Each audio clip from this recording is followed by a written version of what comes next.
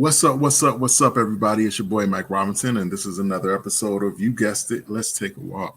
I hope everybody had an amazing week. I definitely did. As usual, it always seems to fly by. I went to sleep on Monday, and I woke up. It was Friday. Um, Tonight, we like every other night that we are on here. We have the most interesting and thought provoking guests that we can possibly provide to you and for you. Tonight we have Miss Anita Lewis. She is a minister. She is an educator. She's a mom. She's a wife. She's an influencer of sorts. She is a woman of the people, so to speak. But I will not steal her thunder. For those of you who may not be familiar with Miss Lewis, I'm going to give her a moment to kind of reintroduce herself and just give a little background on who she is and some of the things that she has going on. So with that being said, Miss Anita, you have the floor. Hi, thank you so much for that introduction and thank you for having me. Good evening, everyone. I am Anita Lewis, and just a little bit about me. I am first and foremost a wife and a mother. I believe that's my most important ministry. My husband, David, and I have been married for almost 20 years. It'll be 20 years this August, praise God. And we have four children, boy, girl, 16, 15, 10, and 6. So they keep us very, very busy. And like Mike said, I have been in education for over 20 years as an English teacher and as a counselor. I currently teach 11th grade English, which is American Lit. And in addition to doing that, I also run several clubs at my school where I promote diversity, equity, and inclusion, run different events to help foster in belonging in our school community and help bring about greater awareness in our school community. I also work with students, helping them prepare for life after high school, taking them on college tours and bringing in speakers to talk to them about decisions around life after high school. Um, and one of the other additional things that I do that I am most passionate about is running my ministry called Solomon's Porch. And Solomon's Porch, ironically, was birthed in January 2020, just a couple of months before we went on lockdown for the pandemic. And God spoke to me about starting a ministry designed to help the body of Christ understand issues related to mental and emotional health. I myself struggled in the past in this area, struggled with depression and anxiety, and covered it, masked it, right? You know, being a church girl, being a PK, not wanting people to know my struggles, and Solomon's Porch is really about giving people a safe space where they can be free to share, be free to be vulnerable about any of their issues that they go through. And so I'm really passionate about reaching people. I'm really passionate about providing that safe space. I'm really passionate about education around mental and emotional health and helping to alleviate the stigma that's attached to it, right? So I Mhm. conduct, different workshops and conferences and coaching sessions, just, in an effort to be, not just a resource, but be, an advocate, be a caveat of God's love and God's compassion for people who are struggling in that area. And currently, I am in my final year of a PhD program. So pretty soon I will be Dr. Anita Lewis. I'm working on my dissertation now, and that is centered around Christian African American women and grief and the ways in Mm. which we process grief and some of the barriers that come into play when we're trying to process and walk through that journey when we're grieving. So I'm also passionate about grief work and helping people process grief and work through that. Awesome. Awesome. You said a mouthful there. Um, let's start from the beginning. What chose you? What made you choose the field of education? When did that start? Was that always the plan, or that something that was a pleasant detour? Um, Yes. where does this start? Where does the story begin? So interestingly enough, I have always known I wanted to be a teacher. I Mhm. would say from the age of about 12, I knew that I wanted to teach. Um, I, f- I felt even at a young age that teaching was a way that I could make maximum impact. I felt that teaching was a way that I could influence a great amount of lives. I felt that I had something to offer, something to give. I also felt like it was important for students of color to have a teacher who looked like them. I didn't have a lot of teachers who looked like me, when I was growing up. And I strongly believe to this day that representation matters. And in the Absolutely. day and time that we are living in, representation especially matters, right? And so um, I've just been passionate about education, from a young age, and it never changed. It never changed. It stuck with me. And then why English? I'm just a lover of reading, a lover of language. I believe in the power of words, the power of our voices. And I try to instill that in my students, not just teaching them literature, but just the power that they have in their voices, that they have something important to say.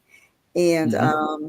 they can use their voices to create change. They can use their voices to build, to build bridges, to build empathy, to build compassion, right? They can use their voices to rule the world, in Right. positive ways, Right. hopefully in positive ways. And so I really enjoy, teaching and impacting lives and influencing. And I've seen, education change um, in amazing ways. And I've seen just, especially after the pandemic, just the face of education change and even our students change. And, I just believe that's where I'm supposed to be in the classroom, is helping and influencing.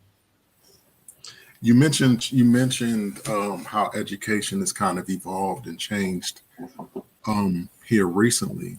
Mm. Um, what has that been like for you? Has that been a challenge for you, or do you feel like you've been able to kind of like go with the flow, so to speak? Um, the year of the pandemic and those years after immediately after the pandemic were challenging. It was hard because students were struggling in ways that they had never struggled before. I saw, just an increase in students' anxiety, especially their social anxiety. I saw Hmm. an increase in depression, an increase um, just in a lack of connectivity, because we were teaching online and a Right. lot of, and, even though they could see me, I couldn't see them. And so Hmm. I am a hands-on educator. I'm really big on discussions and interactions and group work and things like that. So it was hard for me as an educator not to like see my students' faces, right? Not to be able to put, to interact with them. Hmm.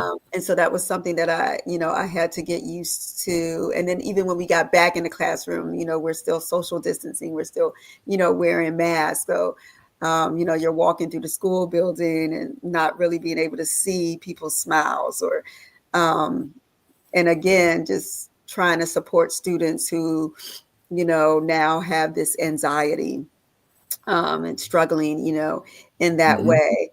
Um, and even with the years that have, passed, we still see the impact of that, Hmm. just the lack of social skills and the lack of emotional maturity in Right. our students. I would say that. I would say um, that just basic social skills are lacking. The ability to engage in real conversation, authentic conversation, face to Right. face. Everything is, you know, Text. they could Hmm. text. They could text all day, and social media is a Yeah. really big thing. So I really see like the increase of social media, the influence of social media in my students' lives that I hadn't seen previously.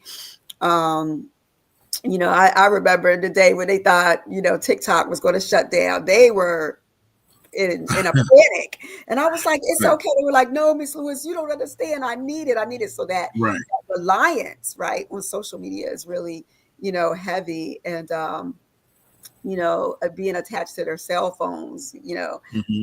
um, and, in my classroom, I try to stay away, there's no phones in my classroom. You need to talk to me. You need to talk to each Right. other and put the cell phones away. Um, Right. and I think that also in terms of like that lack of emotional maturity, like a lot of students I notice struggle with, having resilience, having that bounce back. You know what Right. I mean? They struggle with being able to address challenges head on. Uh, Hmm. and being able, again, like I said, to use their voice to advocate for themselves, to use their voice to ask questions, to use their voices to um, to make sure that their needs are being met. They'll just allow themselves to go under, for lack of a better Right. a better term. And I'm really trying to, like the club that I run, that you know is preparing students for life after high school. One of the things that I stress to the students in the club is like, you have to learn how to use your voice in positive ways. You have to learn how to Right. use your voice to advocate for yourself. You have to learn to use your voice to um, air out your concerns, to get what it is that you need, because no one's going to know unless you say something, right? But they're so Right. used to being behind social media, right? Social media is Hmm. shielding them, that they don't know how to engage in, like I said, authentic conversations. So um, I think another area is just the work ethic has really declined. Hmm. We talk about that a lot as educators, just the apathy that's existing. Yeah. And in our students, What, I know there was a time when I had students and they were willing to work, put in the work, put in the yeah. effort. They had like that, what we call stamina, right? To push through. And that has become, a real Where, problem after the pandemic. where do you Yeah. where do you think that comes from? What do you personally attribute that to? I think that um, in terms of education, when the pandemic happened, I think that some of our standards lowered in an effort to be compassionate, in an effort to be Hmm. understanding. Um, Right. and so, we extended, a certain amount of grace and a Hmm. certain amount of mercy that would not have normally been extended. So, for example, someone's not turning in their work. It gets to the end of the marking period and we're like, okay, you can still turn in that late work, and it's, Hmm. the end of the marking period in March and this work was assigned in January, like things like Right. that. So in our effort to be, understanding and compassionate with, what our students were facing, I think we created sort of a cycle, if you will, Mm. of or maybe cycle isn't the right word, but I think we kind of created this trend of allowing students to just get by, and their children. So they don't know how to now readjust now that that period is over, right? Right. So it's like, well, this is what was happening during the pandemic, this, and so I think we unfortunately and unintentionally set them up to have a poor work ethic, if you will, and Mm, to have this sense of entitlement. I also think that it's societal, like if we look at our society and some of the things that are happening, or have been happening in these past, I would say 10 years or so, I think there just has been a decline in the work ethic, amongst people in general, and this increase in entitlement, like, you know, people owe you something or you're owed right. something, and it's this idea like Hmm. you owe me, but I don't have to work for it. You owe me, but Right. I don't have to sweat for it, right? And so I think that our children are just emulating what they see grown-ups do in greater society, in larger society. Yeah. Wow. Wow. That's interesting. I mean, personally, I feel like, I totally agree, with all the points that you made. But additionally, I think about this whole age of, electronics, like you kind of alluded Mhm. to it earlier, with the texting and these different things. And even as an adult, like I go to work and, I hear talk about AI and these different things. And a lot of these things that we used to have to like use our brain or be Mhm. creative to do, now we just leave up to systems to write our Mhm. resumes, write our bios, um, whatever it is that we need to get done. We just put a little bit of information into a system, and And that's you know it. and Yeah. it creates, like you said, a kind of an apathetic type of mindset. And Mhm. it doesn't take long for it to spread, because if No. hey, listen, I see you working on your dissertation. Listen, I know that there's this app called Dissertation app. You can go to the dissertation app. I'm making it up, but you get what I'm trying to say. Like, No, I get yeah, what just you're put trying to put some say. information Absolutely. in. You know what I'm Yeah. saying? So like, you know, and it creates, like you said, kind of an apathetic type of, apathetic type of mindset and system. Mhm. Um, that's very interesting. And then, excuse me, you are you are a minister. You work in ministry. You serve Mhm. in ministry. Mhm. How do you? I'm trying to figure out how to ask the question. Do you make? Are you conscious, or do you try to make the effort to intertwine the two, your education with ministry? And if so, how do you do that? Um, well, I find that the teacher in me automatically comes out, in ministry. Mhm. When I'm called upon to speak, um, people will say, "Oh, I could tell you're a teacher," or that teacher comes out, in me, Mhm. because it's, just like with my students, when I'm ministering to people, it's important to me that people walk away with something tangible that they can apply. Mhm. It's important to me that people understand, like fully understand, um, whatever message, I'm giving them. So I'm really big on defining defining things. I'm really big on, if I'm reading a scripture, reading it in multiple translations, and not just, teaching from one scripture, but, finding other scriptures to collaborate it. I just think it's really important to do my due diligence, just like I Right. would in my classroom planning my lessons.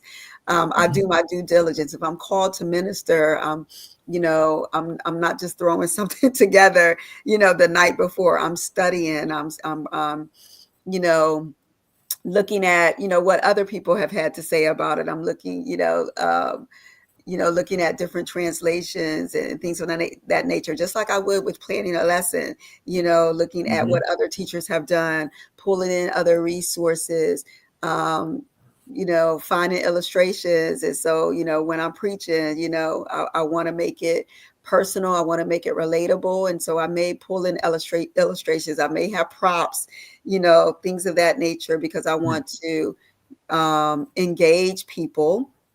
Right. But I want to make sure that they again walk away with something that is impactful, is something that they can use, that they can apply in their daily lives. And so the teacher inevitably, comes out.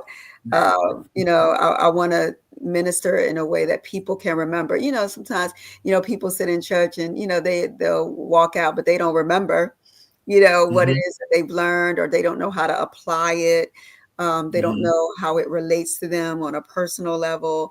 And so, just like, I do in the classroom, try to relate it to my students, try to bring it to their level. I make sure that I do the same thing when I minister. I often say, especially here lately, the application, the expression, and the presentation of ministry has become, over the years, a bit more practical, just like what you were describing. Mhm. You talk about props and everyday things and situations that everybody can relate to. So, um, a lot of times, leading up to this, like in past years, back in the day when we were children, certain things, there were certain cues that we were conditioned to Mhm. respond to. Um, a Mhm. church wasn't a church wasn't live unless you didn't have church unless two or three people fell out, or Yeah. chairs was knocked over, or somebody was shouting. You didn't have church unless those things happened. Right. And it seemed like there was less emphasis placed on actual edification or Mhm. actual hearing and application of the word. It was just Yeah. more so um, emotional cues. Mhm. Mhm. But now, as to your point, I see more and more practical application of the word, and in education as well. Mhm. Uh, and I think that that's perfect for this season and time. Mhm. Um, you're a wife and a mother. Mhm. Um, what has teaching taught you about being a mother, and what has being a mother taught you about teaching? um, I would say that being a teacher has, I would say being a teacher and, um, working in the therapeutic world has enhanced my mothering. Hmm. I think that it has helped me to recognize certain things in my children that maybe other people wouldn't readily recognize. So, like I said, we have a 16 and a 15-year-old, and then there's this gap, and then, we have our 10 and our 6-year-old. So I've been able to have a little more patience and a little more insight when they hit certain stages. Hmm. I can like say, okay, this is age appropriate, if you will. Whereas, other parents may, you know, dismiss certain things, or um, identify or classify it as, blatant disrespect, like automatically like refer to it as disrespect, or automatically worry, about certain things. And so I find that I don't worry as much about certain things Hmm. because my therapeutic mind and my teacher, Right. mind comes into Yeah. play, and I'm like, okay, that's age appropriate. Yes, they're supposed to be doing that. Um, yes, I know how to correct this. I know how to maneuver around this stage, this phase, that they're in. Um, I think that um, being being a parent has helped me in the classroom, because I always have on the forefront of my mind, how I would want people to talk to my children, how I would Oh, want people to treat my children, right? And right. so I try to approach my students in that way, to Hmm. talk to them in a way that um, I would want people to address my children, to treat them with respect, to honor them.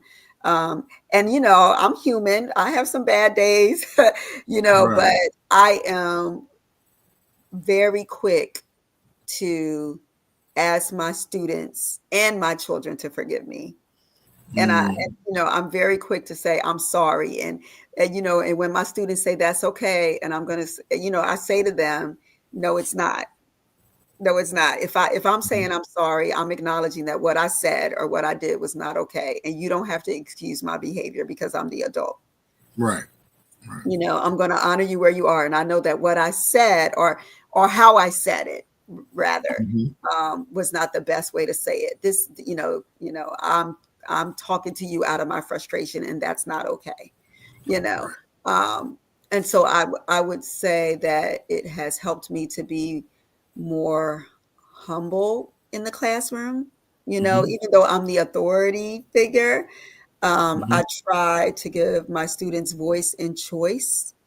Um, and then on the flip side of that, in terms of parenting, I try to really hear my children out, and so I feel Hmm. like they Hmm. have, that both sides have been enhanced, if you will, because I walk in those multiple roles.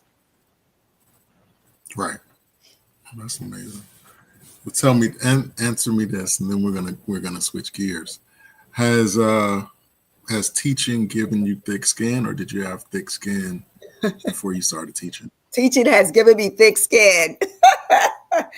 Teaching has Okay. given me thick skin. When I Okay. first started teaching, I mean, I was a young girl. I was, 21 when I started teaching.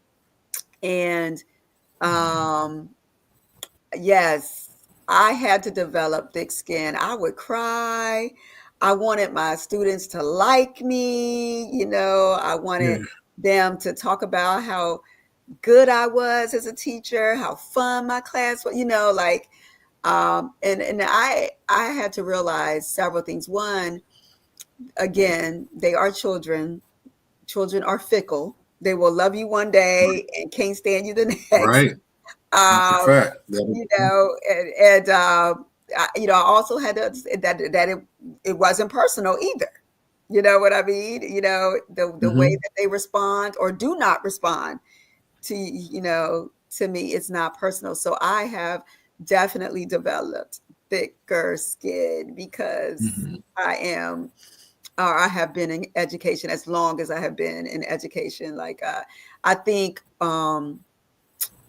when I taught in the city, when I taught in Philadelphia, I think that's where I really grew as a professional, and as a person, because I've always been a people pleaser by Hmm. nature. And I've always been sensitive, like, really emotional. I used to like hate that, but I own it. I own it today, that's just who I am. That's who God made me. I'm sensitive. I'm emotional. I'm a crier. There's nothing wrong with that. But um, I have also been able to tap into my strength. Hmm. And teaching has definitely helped me to do that. And teaching in the city of Philadelphia, and working with um, that population of students, really did grow me, as a professional and as a human being. Just being able to balance that compassionate side, that soft side of me, with the side that needed to be more strict, more stern, because they needed that. And that's what I've Right. learned, that It's okay to be strict, to be stern, to be firm, because children need that at Right. any age, Right. whether they're 16 and 17, that's the age group I teach now, or, they're younger. They need um, to know what to expect. Right. They need to know structure. They need to know, um, that they need to have that firmness. And Hmm. if you do it with love, they'll respect you, And I Right. think that, I think a lot of my students, will say, Miss Lewis, she's strict, she's firm, but, she's fair, right? And they respond to it as a result. Okay. Um, I was going over your bio, and I was just reading about all the things that you've allowed yourself to be involved in, and Mm, service is a big part of your life. Like, you serve and you pour out and you give and you provide and you mhm. supply. Um, who does those things for you? Good question. Mhm. So let me say this. So I will say that serving and pouring out um, is something that fuels me. If that makes sense, it is something that um, fuels. It just I love to see people blessed. I love to see people healed. I love to see people, um, just receive healing, receive answers, receive like that. Um, just gives me such great joy to see that happen for other people. Mhm. Um, it gives me great joy, like, to see my students thrive, to see them go on and be successful like that. It just gives me such great joy. Um, so I mean, I do want to say that like that does something for me in and of itself. But there are moments, yes, when I do feel, tired, and I do feel a little Mhm. overwhelmed. Um, and I would say like my first go-to is God. Not to sound cliche or anything like that, but I have really learned how to lean in, and Mhm.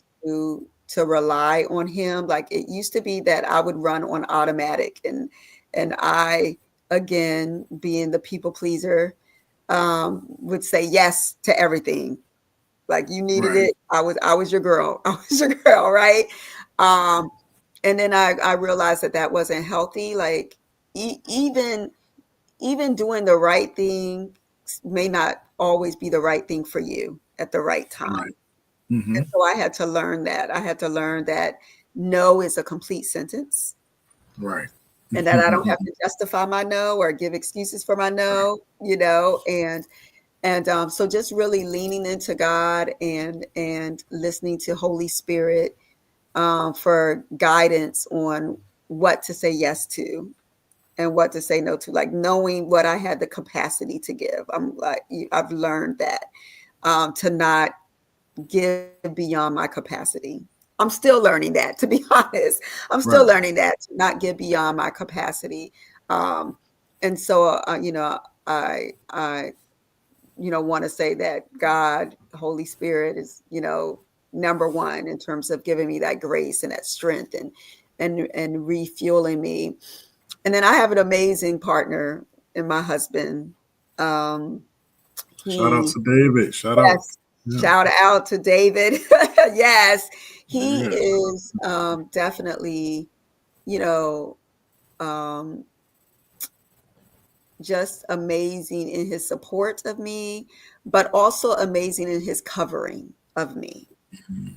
And he will, you know, sit me down real quick and say, you need to rest.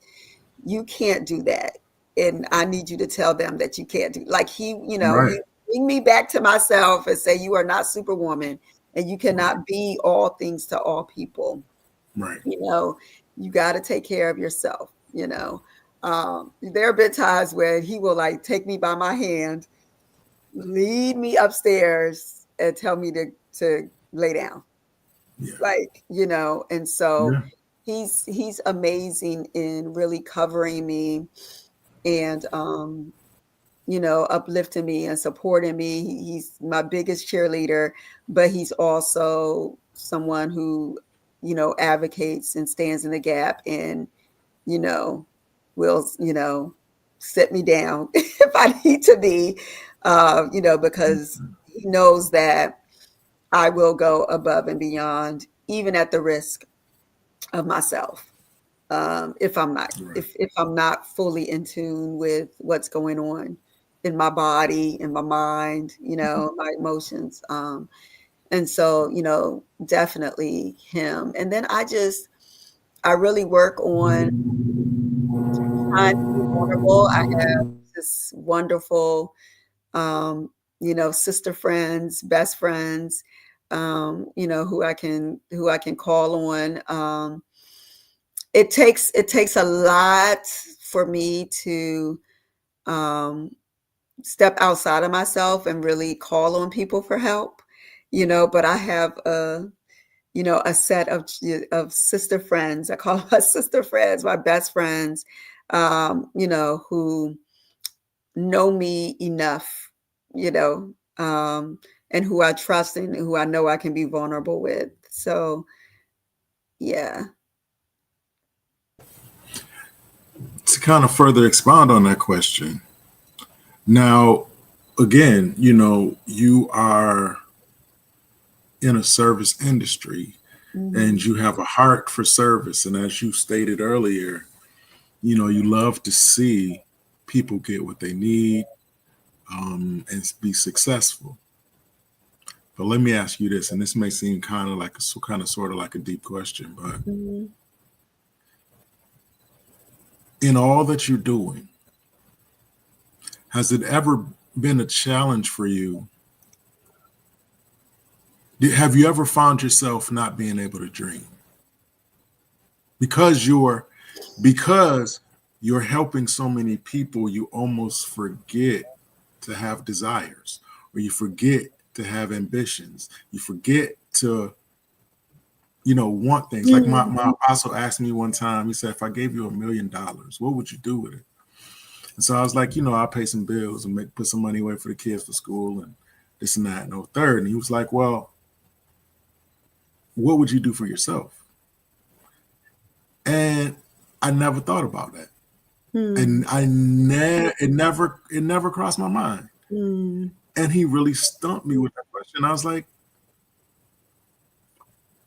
I don't know. You know what I'm saying? It's almost like you forget, you stop dreaming Mhm. because you're so used to helping out other people that becomes your you feel like you're dreaming, you feel like you're balanced because you're helping people. But Mhm. again, do, is it a challenge for you to have your own dreams when you're constantly pouring out to others? Have you ever found a challenge that you forgot to dream, or forgot how to Mhm. dream, or stop dreaming? Um, I have not had that challenge. I will say that my dreams that I do have are service oriented or people centered, Mm-hmm. if that makes sense. Um, so, the dreams and the vision that I have for Solomon's porch um, are ultimately like not about me, but ultimately about reaching as many people as I can reach, you know. So Mhm. I have this vision of Solomon's Porch, and you know, I see myself you know, in a room full of people and ministering to people. I see myself, you know, coordinating with churches and being a resource for churches and businesses and schools and organizations. Like I could see that. So I have the ability to dream, um, but my dreams are still very service oriented and driven by the fact that I want to help as many people as I can. That makes sense. So, and then even, you Mhm. know, You um, have you have no, go ahead. Go ahead. What are you gonna say? no, go ahead. Go ahead. Oh, Go ahead. okay. I was, Finish your thought. yeah, you know, and then I'm able to, you know, my husband and I dream, you know, together in terms of what we want for our lives together. Um, you know, Mhm. what we want for our children, um, and then what we want, you know, for each other. Um, so I don't think that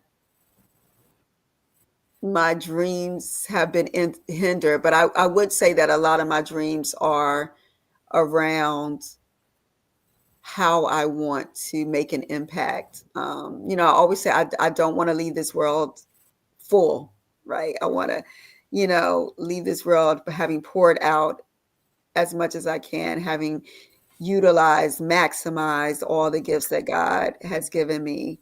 Um, you know, I say, you know, Mhm.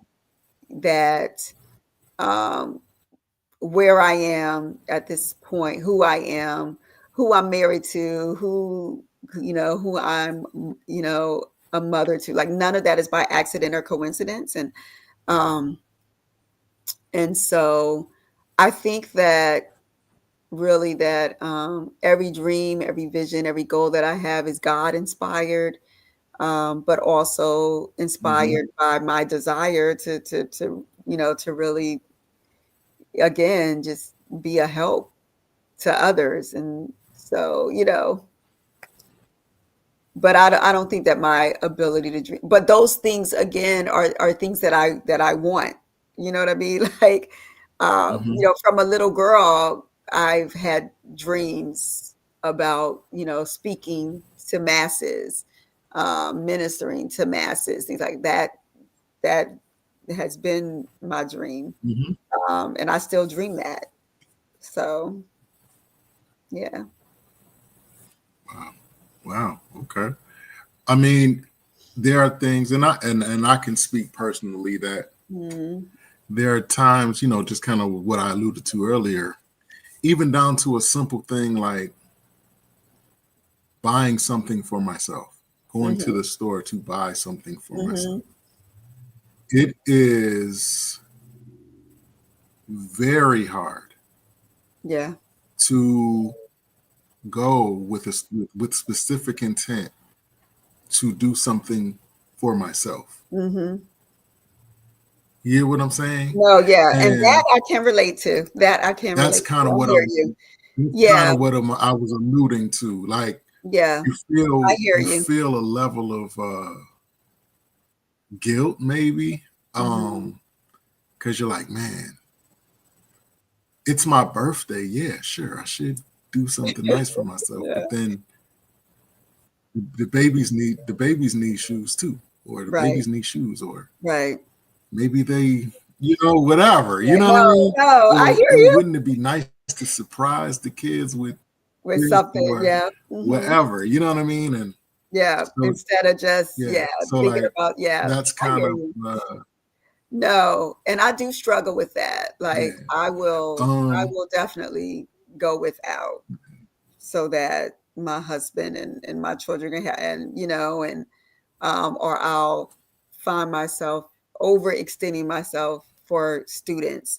Overextending myself for students I don't even teach. Just you know, students I take under my wing, you know, who know me and um, Mhm. you know, just going out of my way to make sure that they're okay, you know, make sure that, you know, they have someone to speak on their behalf to their teachers and things like that. Or So yeah, I hear Mhm. you. It's but you use the word like intentional, and I think that um, you know, people who are similar to us, we have to be intentional, like about taking care of ourselves. We have to be intentional about um, loving on ourselves, giving to ourselves and not feel guilty about it. I'm even thinking, like Jesus was the most selfless human being who walked the earth, right? But even he recognized the need to do what he needed to do for himself. And the Bible talks about how he would steal away, how he would get away. The masses were coming. He knew what they wanted, what they needed, but he also knew that he needed to refresh Yeah. himself. He also knew that he needed to rest. He also knew that he needed to spend time with the Father. And so um, I think that when you are in the mindset of being a giver, being someone who serves, being, someone who wants to make sure that everyone is taken care of, that's okay. But, we have to be intentional about making sure that, you know, we do what we need to do in order to, fuel ourselves and take care of ourselves and not apologize or feel, guilty about it. And it is a struggle. It is a struggle, but I try to like give myself something, even if it's something simple, even if it's something simple. So, I have, like, for example, my little Yeah. nighttime ritual where, I have my tea at night like that. There are just some non-negotiables. Right. We have to be intentional Right. about our non-negotiables that we do to take care of ourselves, right? For me, it's a hot cup of tea at night and nobody mess with me. This is mommy, this is mommy's time. Or, early in the morning when everyone's asleep, that's my time. Or, you know, forcing myself to set that hair Right. appointment, instead of spending that money on clothes or shoes for the children or what have you. Um, and being okay with that. Right. Hmm. That's amazing. I'm glad I'm not the only. No, I'm you're glad I'm not. not the only one. You're not the only Um, you one. alluded, you alluded to mental health Hmm. quite a bit over the course, and mental and emotional Yeah. health. Um, what what does good or healthy or proper or adequate or appropriate mental health and emotional health look like? Mhm. Good Um, question. because yeah, it looks different for different people. But what does it look like for you?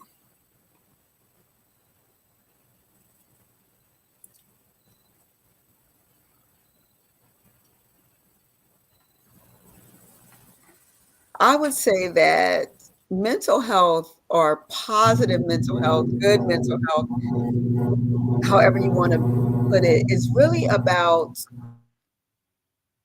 knowing yourself and knowing where you are, right? Um, so, I tell people, and I have ministered, to Christians who have diagnoses, right?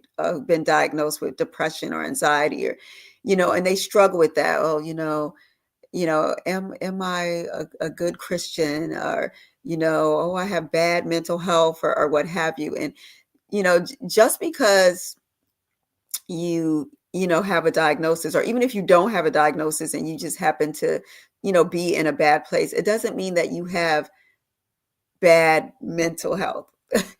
I see it like a spectrum, if you will.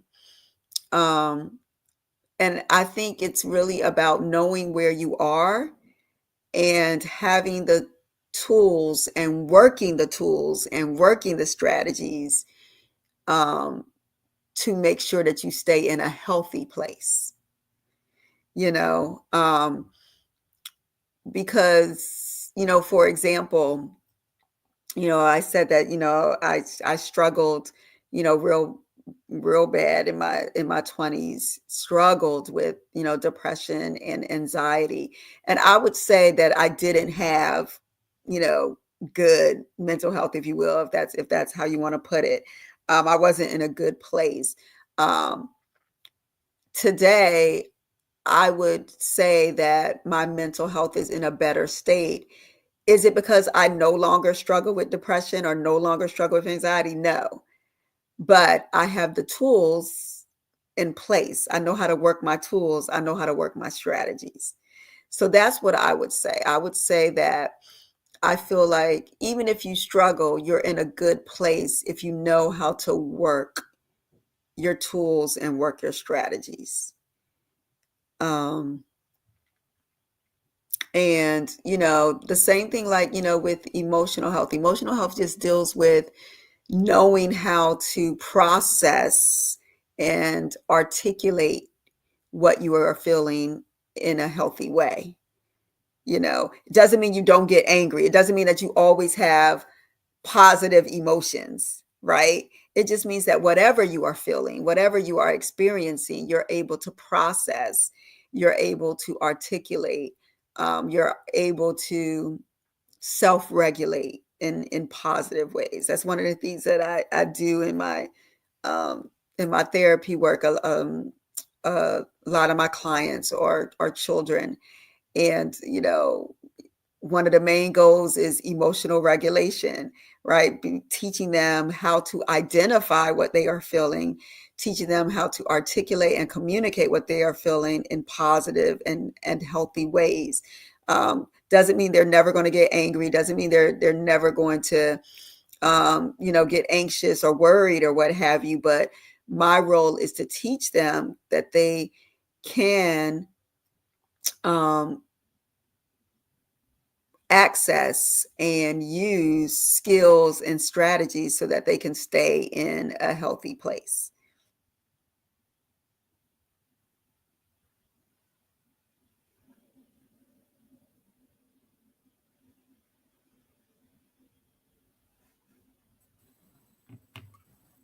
Can you hear me? I can hear you now. Okay, Yep, I can hear you now. that's amazing. You you've written several books Hmm. um about a myriad of different subjects, Hmm. and I take my hat off to anybody who's able to collect their thoughts and being to a point where they're able to compile them and put them in a sense that not only they can understand, but other people can understand. I I definitely respect that. That's not an easy task. Um, what has that process taught you? Being able, I mean, just the process of writing the book, even outside of the subject of the books, Hmm. but just the process of being able to create a body of work that way, Hmm. not just one time, but several times. What has that taught you about yourself? um wow. So just the process of writing takes discipline. um because when you feel like you have a message, you feel like you have something of importance to say, of importance to share, um, you have to be willing to push through and write even when you don't feel like it. It's almost like giving birth, you know. When Right. you get, any woman will tell you, when you hit that point and the baby is almost there, that's when you're the most exhausted, you know?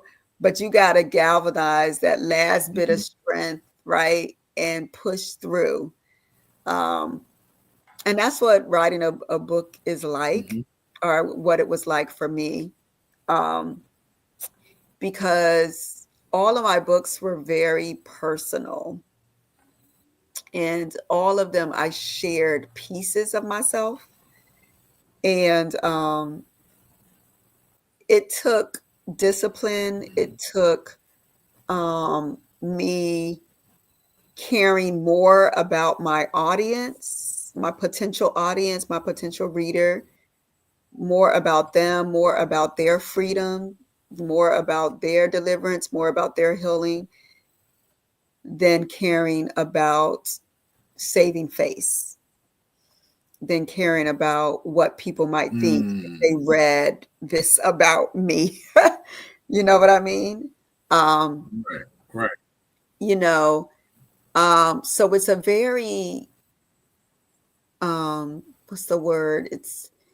It's a process that really strips you down. At least the types of books that I have written, it's a process that really strips you down, um, and leaves you open in a way that um, exposes you.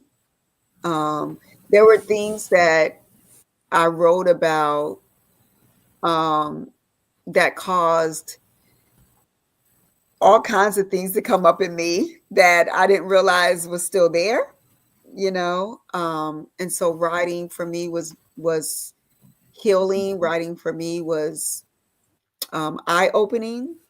You know, there were times I had to walk away because I started crying, you know, because things were like so raw. Um, and I just um, felt so much in the moment. So I think for me, writing, the process of writing, um, you know, taught me discipline, taught me more about things that I had been harboring or things that I had still been carrying. Um, Taught me how to be Mhm. vulnerable, um, and open in ways that um, I may not naturally be, if that makes sense. Um, and then I think also it Yeah. just taught me to Absolutely. be, yeah, it just helped me to be even selfless, to again, I was thinking about my reader, my potential reader, like it wasn't about me at the end of the day. And so it was just important for me to get the message out. Mhm. Yeah. Okay. Awesome. Um, this is my last official question. Okay. I want to be respectful of your time. I know we kind of like briefly touched on small parts of everything because you do so much, but I want to be respectful of your time. So this is the last question that I have for you. It's a question that I ask all my guests. I just want you to take a moment once I ask it to think about it and give me the most honest and transparent answer that you could possibly give me. And the Mm, question is this: what would have to happen in your life, if it hasn't happened already, for you to consider your life a success? What does success look like for you specifically? mm.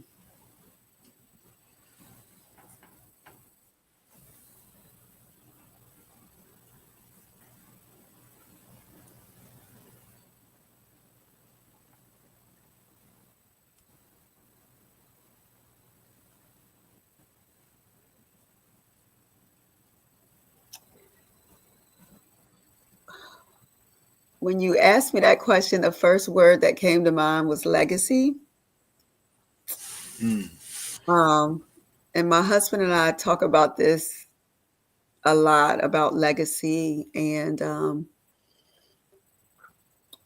I think for me, knowing the level of my success will come later, if that makes sense. I feel like I would know that I have gained success by being able to see some part. I know I won't be able to see all of it, because that's just the nature of legacy, but seeing some aspect of my legacy, seeing my children and my children's children living for God. Most important, that's the most important thing. Um, but also seeing my children and my children's children um, just living well, living happy, living at peace, living um, with joy, having successful marriages, having, just legacy, being able to see the lessons to see the fruit of what I have taught to my children manifest in them and in their children. Seeing the fruit of what I have taught to my students manifest itself. So Mm, I feel like I would have reached success when I see reproduction, when I see the fruit of the seeds that I have planted, um, when I see people on the other side, like people who have sat in workshops and conferences for Solomon's Porch on the other side of their struggle, mhm. right? Being emotionally and mentally and spiritually sound, right? Um, so for me, like success is fruit, Mm, okay. you Okay. know. I want to see multiplication. Awesome. Awesome. That's amazing. That is amazing. And I've never really quite heard it that way before. Um, if somebody wanted to get in touch with you, they watched this interview, and maybe it was something that they heard that they maybe wanted you to expound on, or maybe they want to include you in something that they're trying to do, or maybe, I don't know. How could they get in touch with you?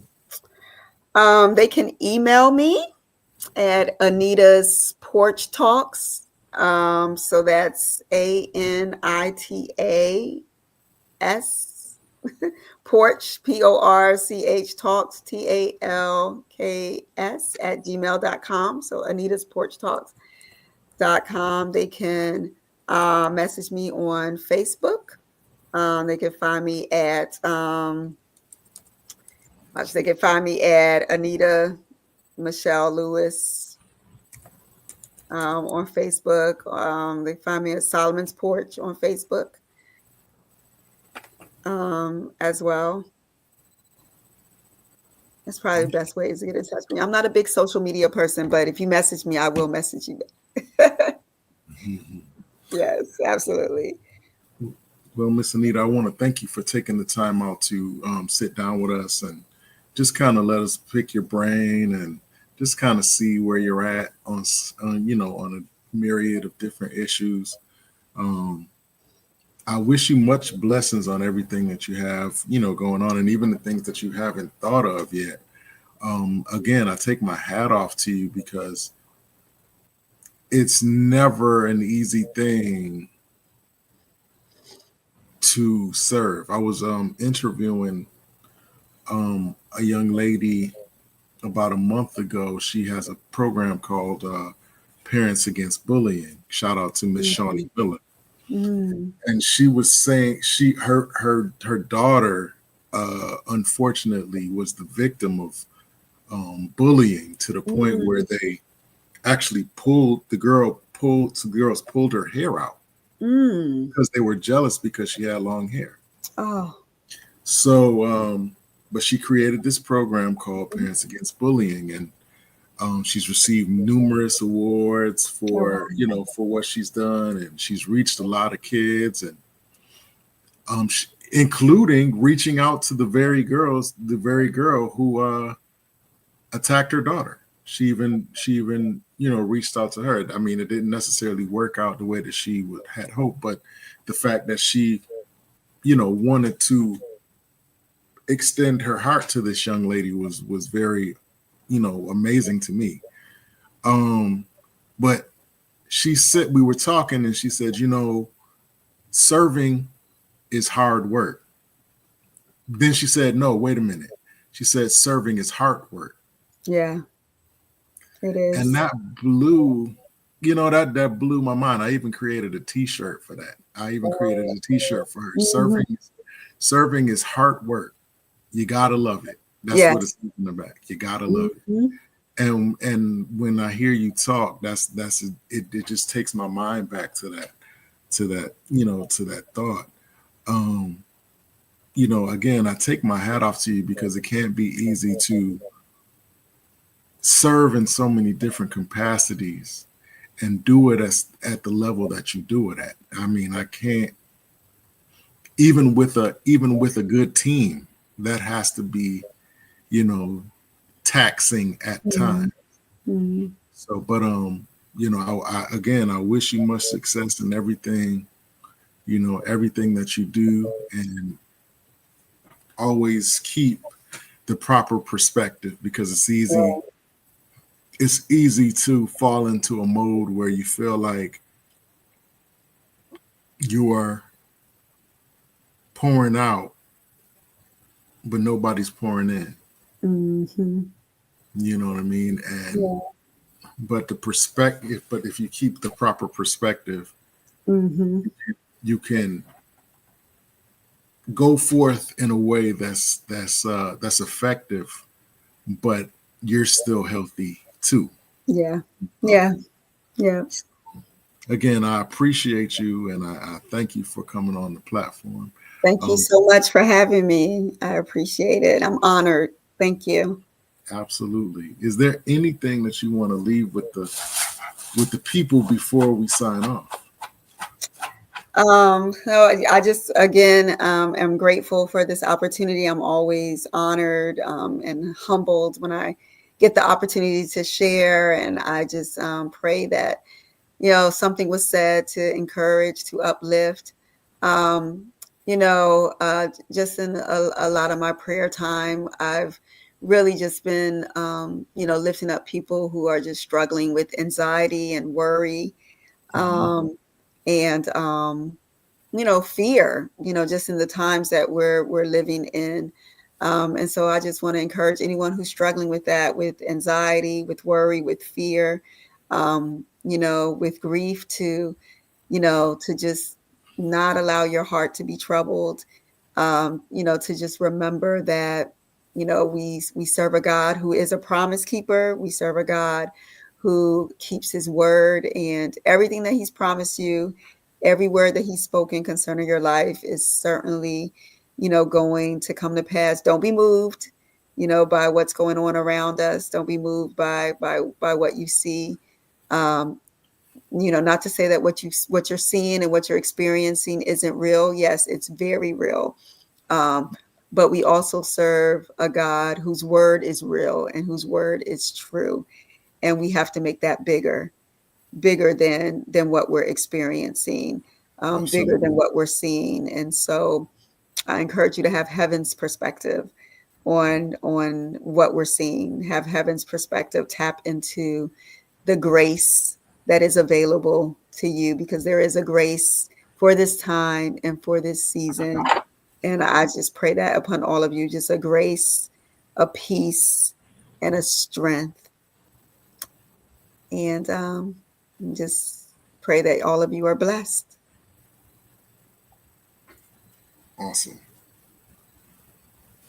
Awesome word. I appreciate it. And again, I want to thank you, and I also want to extend to you an open invitation to come back whenever, however you want. If there's something that you want to talk about or promote, that would be amazing. We also do panels. Oh, great. We talk about different subjects: health, beauty, sports, dating. I mean, you name it. We don't talk about it. Marriage. Yes, I would love Um, all that. so I I would would love like to that. extend to you an open invitation. Yeah, Whenever the opportunity presents itself, just please let us know and we'll make it yeah, happen. definitely. Thank you so much. Absolutely. Again, thank you. I want to be respectful of your time. So I just, like I said, I wish you much blessings on everything that you have going on currently and the things that you haven't. I wish blessings on that as well. As far and as even your family, your children, I wish you much blessings with them. May they, walk in the legacy that you dreamed of. Yeah. That you and David dreamed of. Mm, yeah. What's that? I receive that, and blessings to you and yours as well. As well. Absolutely. Send my love. Thank you. You do the You're same. welcome. All right. Take You care. have a good evening. There you have it, guys. Another amazing interview with another amazing guest. Shout out to Miss Anita Lewis and her family. Solomon's Porch. Please look that up. Um, please sow. Please invest. Please reach out. Um, let's get some collaboration going. Um, with that being said, as always, I just want to encourage everybody to walk out, whatever plan, whatever dream, whatever vision God has placed within your spirit to do. This is the time for where God provides vision, He provides provision. So don't be afraid of what people might think. Don't worry about the things that you don't have or the obstacles that may try to present themselves. I encourage you to keep moving because there's a remnant of folks that are attached to you and that are depending on you to make the right decisions and left or right, up or down. Um, so with that being said, you have so many destinies attached to your life that it's crucial that you walk in everything that God has for you so that others may get their breakthrough. All right. So with that being said, you guys, we're signing off and we'll see you again soon. Let's take a walk.